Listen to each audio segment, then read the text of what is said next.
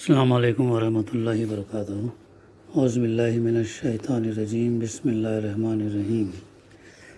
رب السماوات والارض وما بینہما ان کنتم موقنین لا الہ الا هو یحیی ویمیت ربکم ورب آبائکم الاولین بل هم فی شک یلعبون۔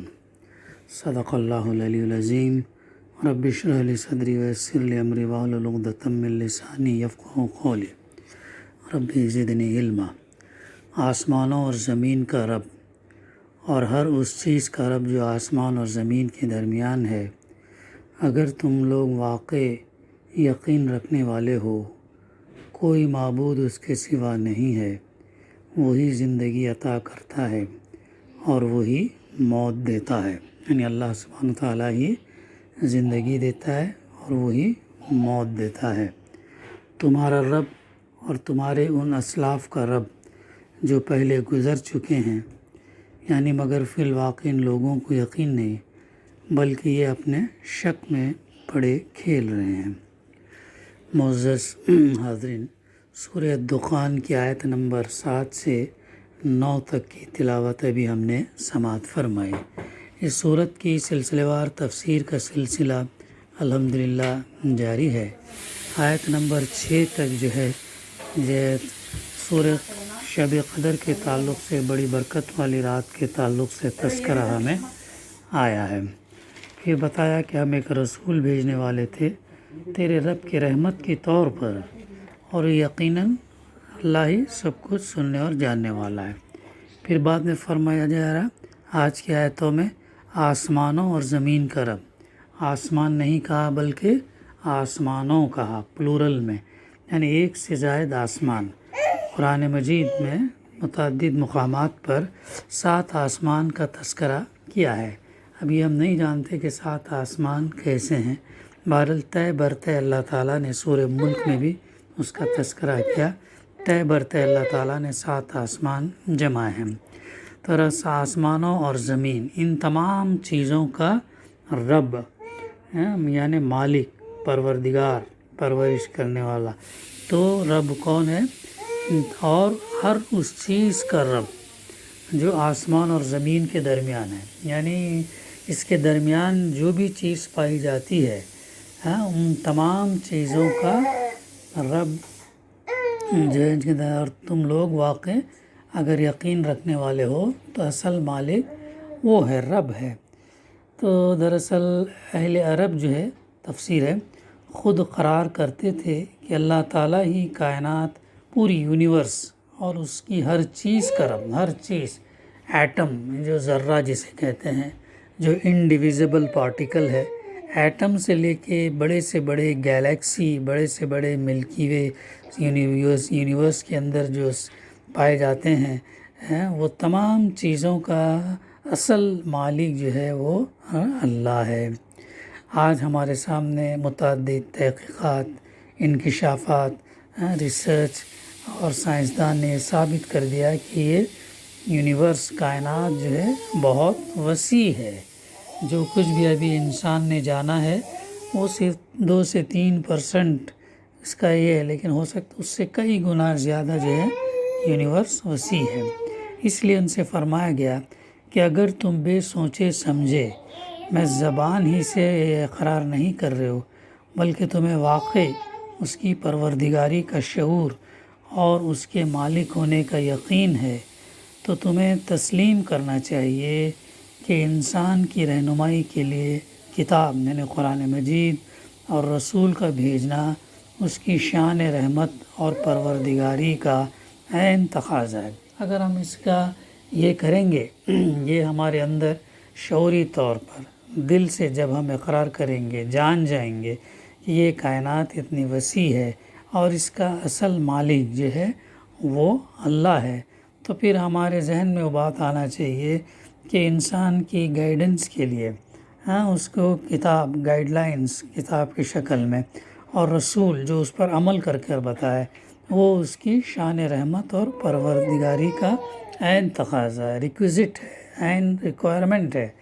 دوسری چیز، مالک ہونے کی حیثیت سے یہ اس کا حق اور مملوک ہونے کی حیثیت سے یہ تمہارا فرض ہے کہ اس کی طرف سے یعنی اللہ کی طرف سے جو ہدایت آئے اسے مانو، اور جو حکم آئے اس کے آگے سر اطاعت جھکا دو، اس کے آگے سرنڈر کرو اپنے آپ کو اللہ کے سامنے، اور اللہ کے جو گائیڈ لائنس ہیں اس کے سامنے ہمیں سرنڈر کرنا ہے، اس کے سامنے سبمٹ کرنا ہے۔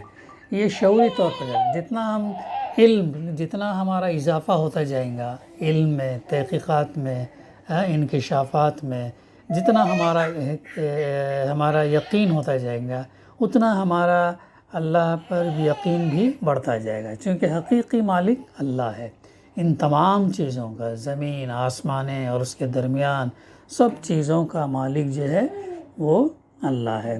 تو اس کے لیے تقاضا ظاہر ہے وہ ہونے کی حیثیت سے اس نے ہمیں گائیڈ لائن بھیجا، رسول بھیجا، اور اس سے ہمیں اپنے آپ کو اس کے سامنے سرنڈر، اوبے، سبمٹ کرنا ہے۔ یہ شعوری طور پر ہم اسے سمجھنا چاہیے۔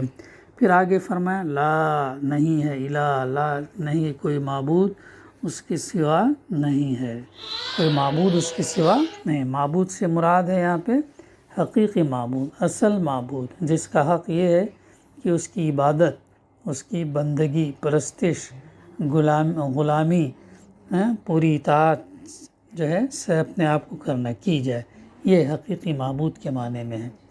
پھر فرمایا وہی ہے زندگی، یحیی و یمیت ربکم و رب آبائکم الاولین، وہی زندگی عطا کرتا اور وہی موت دیتا ہے۔ یہ دلیل اس امر کی ہے کہ اس کے سوا کوئی معبود نہیں اور نہیں ہو سکتا، اس لیے کہ یہ بات سراسر عقل کے خلاف ہے، جس نے بے جان مادوں میں جان ڈال کر تم کو جیتا جاگتا انسان بنایا، اور حواس امر کے کلی اختیارات رکھتا ہے کہ جب تک چاہے تمہاری اس زندگی کو باقی رکھے اور جب چاہے اسے ختم کر دے۔ یہ اختیار کس کے پاس ہے؟ اللہ کے پاس ہے۔ اس کی تم بندگی نہ کرو یا اس کے سوا کسی اور کی بندگی کرو یا اس کے ساتھ دوسروں کی بندگی بھی کرنے لگو، اللہ سبحانہ و تعالیٰ بے نیاز ہے۔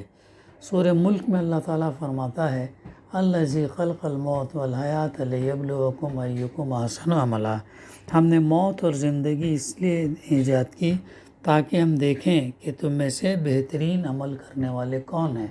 یہ موت اور جو زندگی کا جو سلسلہ، جو پروسیس چلتا ہے، یہ پروسیس اس لیے ہے تاکہ اللہ تعالیٰ دیکھنا چاہتا ہے کہ جس انسان کی تخلیق اللہ تعالیٰ نے کیا وہ کیسے عمل کرتا، اور اللہ نے اس کو اختیار اور آزادی دے کر بھیجا کہ وہ چاہے سیدھا راستہ اختیار کر سکتا، چاہے غلط راستہ، اور اسے چھوٹ دے دی۔ اس سے شیطان نے جب وقت مانگا، مہلت مانگی، تو اور قیامت تک مہلت، تو اس کو بھی اللہ تعالیٰ نے مہلت دے دیا، تو وسوسے ڈال کر وہ شیطان جو ہے وہ انسان کو راہ راست سے بھٹکانے کی کوشش کرتا، لیکن اللہ تعالیٰ کے جو نیک بندے ہوں گے وہ جو ہے صحیح راہ راست پر جمے رہیں گے، تا حیات جو ہے جمے رہیں، لیکن یہ چند ہوں گے، تھوڑے ہوں گے۔ قرآن مجید میں بھی اس کا تذکرہ ہم کو ملتا ہے۔ تو یہ موت اور زندگی دراصل ہمارے لیے امتحان ہے، ہر دن ہم امتحان دے رہے ہیں، زندگی کا امتحان، اور جس دن ہمارا آخری ہوگا وہ امتحان کا آخری پرچہ ہوگا، آخری دن کا پرچہ ہوگا، اس کے بعد پھر اعمال نامے کا یہ بند ہو جائے گا۔ اب جو بعد میں موت کے بعد اس کے ذریعے سے، صدقہ جاریہ کے ذریعے سے، ہم نے علم اگر چھوڑا تو اس کے ذریعے سے، اور کوئی کوئی ایسا کام جو انسانیت کی بہتری کے لیے اگر کیا ہے، ہاسپٹل ہو گیا، یتیم خانے ہو گئے، ایسے کچھ چیزیں اگر کریں ہیں تو اس کا اجر ملتا رہے گا۔ تو وہی زندگی عطا کرتا اور وہی موت ہے، کسی کے اختیار، اگر ساری دنیا مل کر بھی تم کو نقصان پہنچانا چاہے، تمہیں موت کے گھاٹ اتارنا چاہے، لیکن اللہ اگر نہیں چاہتا تو جو ہے تمہاری موت نہیں ہوگی، اور اگر ساری دنیا مل کر تمہیں بچانا چاہتی ہے لیکن اللہ نے موت تمہارے اس میں لکھ دیا تو پھر کوئی طاقت تمہیں موت سے نہیں بچاتی۔ یہ دراصل ہمارا ایمان ہے۔ یہ اللہ سبحانہ و تعالیٰ کی نشانیاں ہیں، ان نشانیوں کے ذریعے سے ہم اسے سمجھنا چاہیے۔ پھر فرمایا آگے، تمہارا رب اور تمہارے ان اسلاف کا رب جو پہلے گزر چکے ہیں۔ اب اس میں ایک مفسر لکھتے ہیں کہ لطیف اشارہ ہے اس امر کی طرف کہ تمہارے جن اسلاف، جو ہمارے بزرگ، جو ہمارے اسلاف نے اس کو چھوڑ کر دوسرے معبود بنائے نہ، ان کا رب بھی حقیقت میں وہی تھا۔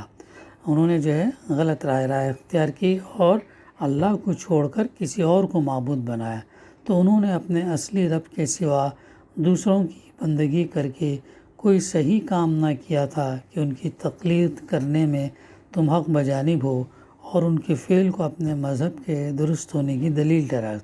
ان کو لازم تھا کہ وہ صرف اسی کی بندگی کرتے، یعنی اللہ کی بندگی کرتے، کیونکہ وہی ان کا رب تھا، وہی ان کا رب تھا جس نے پیدا کیا، زندگی عطا کی، تمہارا پروردگار تھا۔ لیکن اگر انہوں نے ایسا نہیں کیا تو تمہیں لازم ہے کہ سب کی بندگی چھوڑ کر اسی ایک کی بندگی اختیار کرو، کیونکہ وہی تمہارا رب ہے۔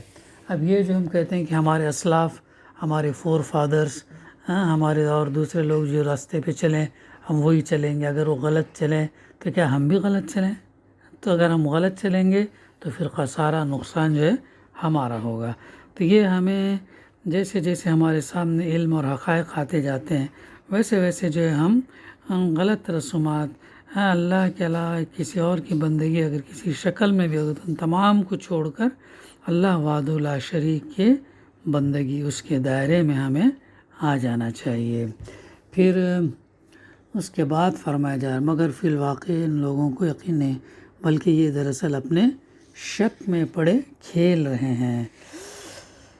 اب مفسر لکھتے ہیں کہ اس مختصر سے فقرے میں ایک بڑی اہم حقیقت کی طرف اشارہ کیا گیا ہے۔ دہریے ہوں یا مشرکین، ان سب پر وقتاً فوقتاً ایسی ساعتیں، گھڑیاں آتی رہتی ہیں جب ان کا دل اندر سے کہتا ہے کہ جو کچھ تم سمجھے بیٹھے ہو اس میں کہیں نہ کہیں جھول موجود ہے۔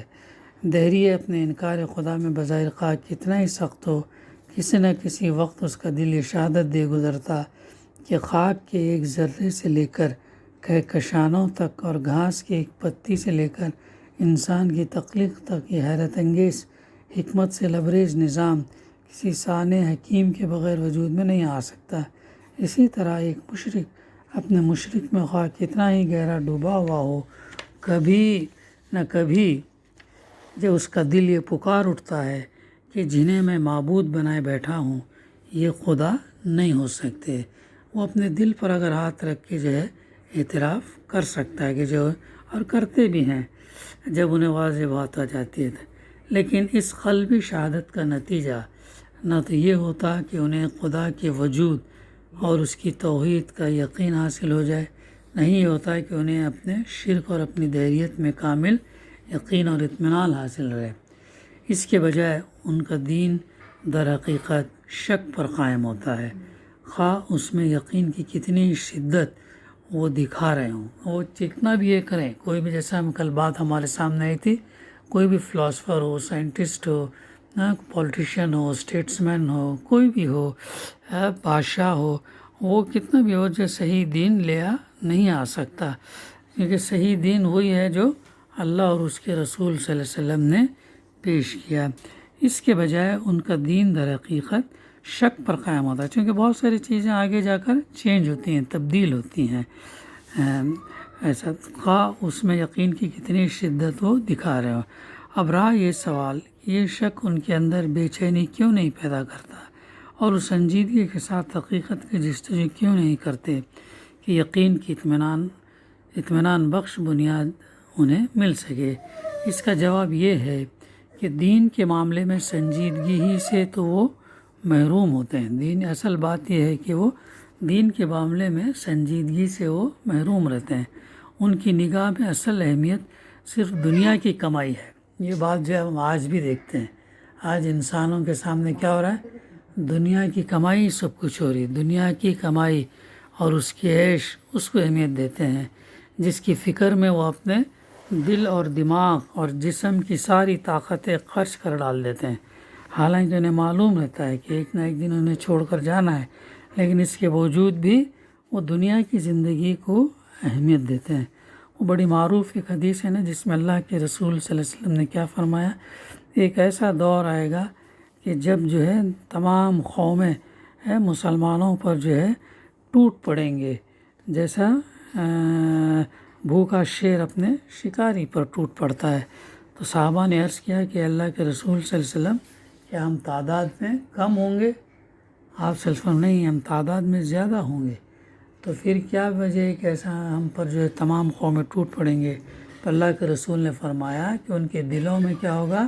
وہن پیدا ہوگا، وہن۔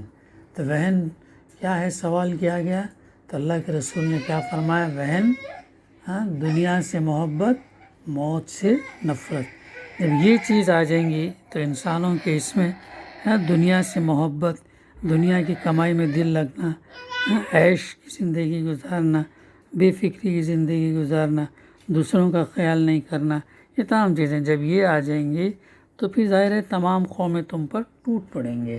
تو ایسا معاملہ صحابہ کے ساتھ نہیں تھا۔